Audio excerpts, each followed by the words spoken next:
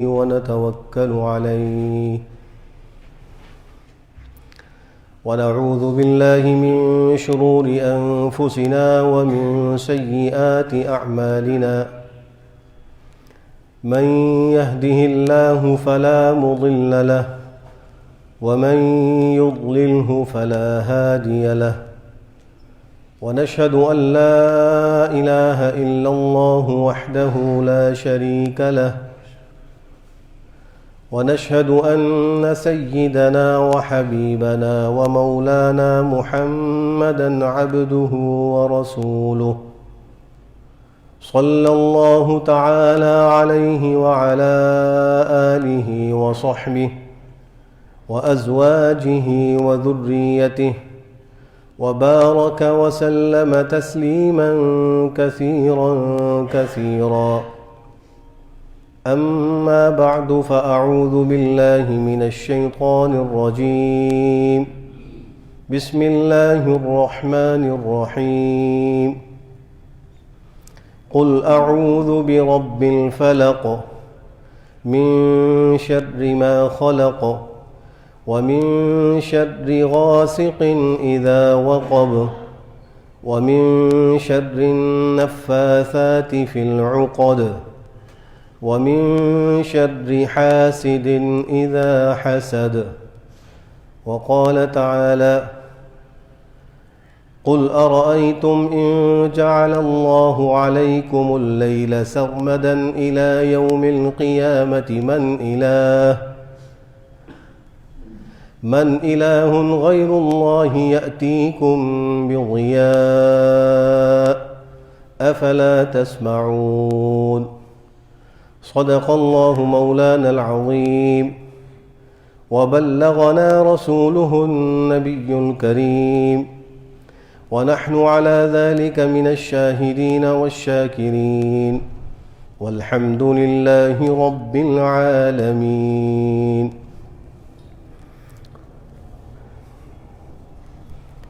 حضرات سامعین محترم، قرآن کریم کی صورتوں کی ترتیب کے اعتبار سے آخری جو دو صورتیں ہیں ان کو معوذتین کہا جاتا ہے. ان میں آخر سے پہلے والی صورت سورۃ الفلق اور آخری صورت سورۃ الناس ہے. ان دونوں صورتوں کو معوذتین اس لیے کہا جاتا ہے کہ ان صورتوں کے ذریعے سے اللہ کی پناہ چاہی گئی ہے ایسی چیزوں سے جو انسان کے لیے ضرر رساں ہیں، دنیا کے اعتبار سے بھی اور آخرت کے اعتبار سے بھی. ان میں جو پہلی صورت ہے سورۃ الفلق، اس میں عام طور پر اللہ سبحانہ و تعالیٰ کی پناہ ان چیزوں سے طلب کی گئی ہے جو دنیا سے متعلق ہیں، اور سورۃ الناس میں اللہ سبحانہ و تعالیٰ کی پناہ ان چیزوں سے مانگی گئی ہے جو آخرت سے متعلق ہے. ان دونوں صورتوں کا شان نزول ایک قصے پر مشتمل ہے جس کو حضرات محدثین کرام نے اپنی کتب حدیث میں نقل فرمایا ہے. یہ دونوں صورتیں 11 آیات پر مشتمل ہیں. دونوں صورتوں کی اگر آیات کو ملایا جائے تو ان کی کل تعداد 11 ہے. محدثین کرام نے لکھا ہے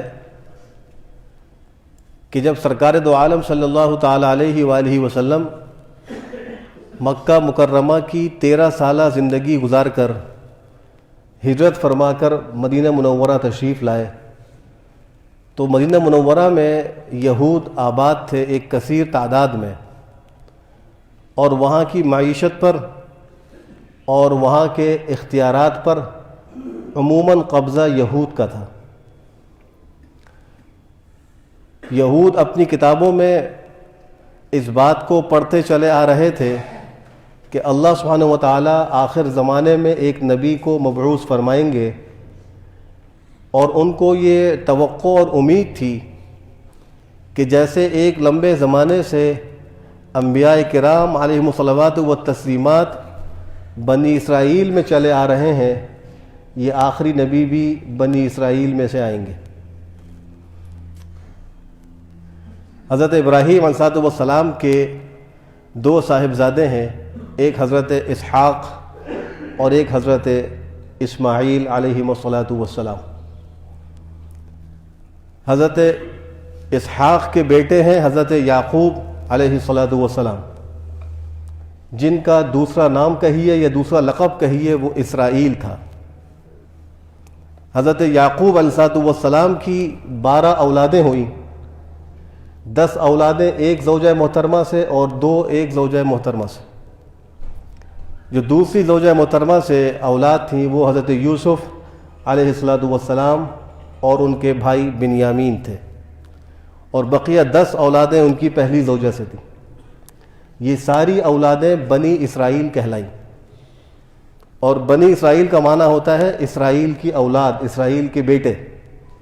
اور اسرائیل نام ہے حضرت یعقوب علیہ السلام کا۔ مفسرین نے لکھا ہے کہ حضرت یعقوب علیہ السلام سے لے کر حضرت عیسیٰ علی نبینا وعلیہ الصلوات والتسلیمات تک اللہ سبحانہ وتعالیٰ نے بنی اسرائیل میں 4000 انبیاء مبعوث فرمائے۔ یہود بھی بنی اسرائیل سے ہی ہیں، اور جو نسلیں چلی ان میں آگے چل کر یہ لوگ یہود کہلائے، اور ان کو یہودی کہنے کے بھی علماء نے وجہ لکھی ہیں، یا تو اس وجہ سے کہ حضرت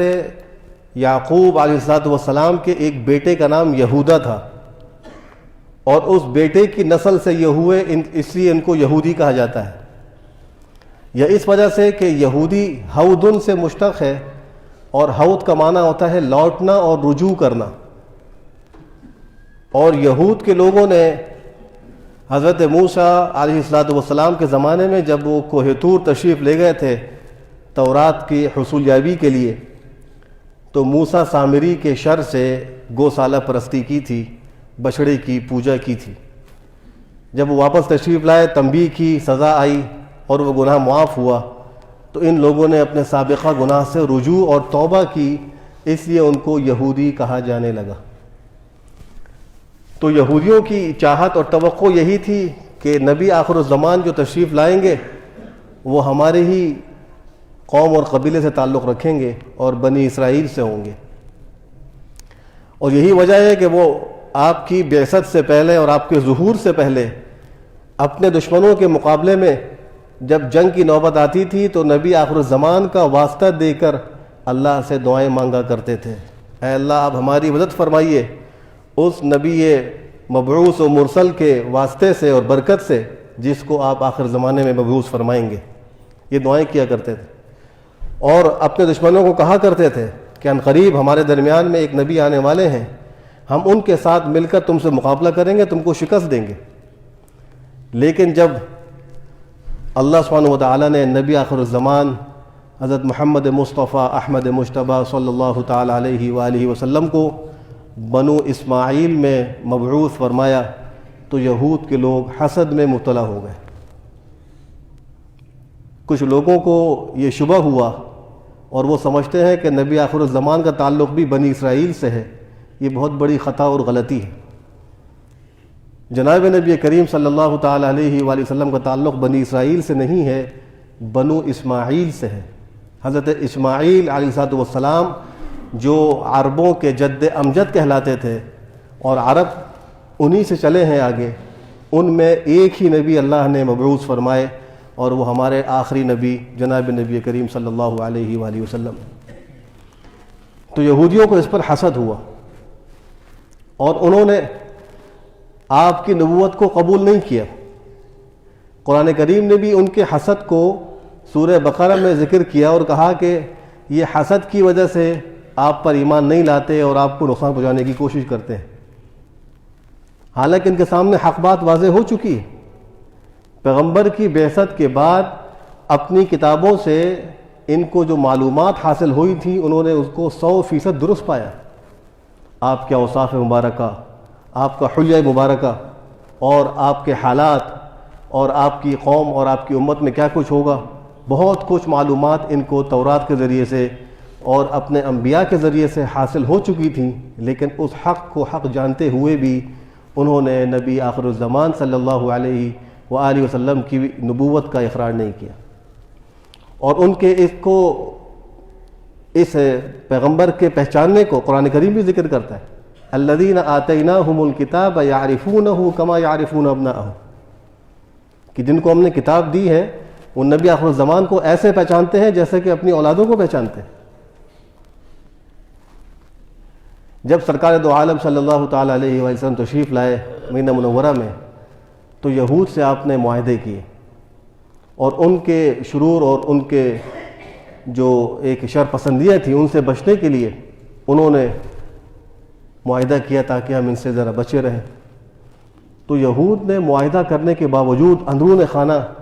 آپ کو نقصان پہنچانے کی کوشش کی اور معاہدے کی خلاف ورزیاں کی، اور ایک دفعہ نہیں کئی دفعہ قرآن کریم نے اللہ نے ان کا بھی ذکر کیا اور کہا کہ یہ لوگ تو بار بار عہد کو توڑنے والے ہیں، جن سے آپ نے معاہدہ کیا یہ آپ سے وعدوں کی خلاف ورزی کرتے ہیں، آپ ان سے لڑیں۔ انجام کار بنو قریظہ سے بھی جنگ ہوئی اور یہود کو مدینہ منورہ سے نکالا بھی گیا، پھر خیبر سے بھی ان کو نکالا گیا، اور خلافت عمر کے زمانے میں ان کو جزیرہ عرب سے بھی نکال دیا گیا، اس لیے کہ پیغمبر کی خواہش یہی تھی کہ جزیرہ عرب سے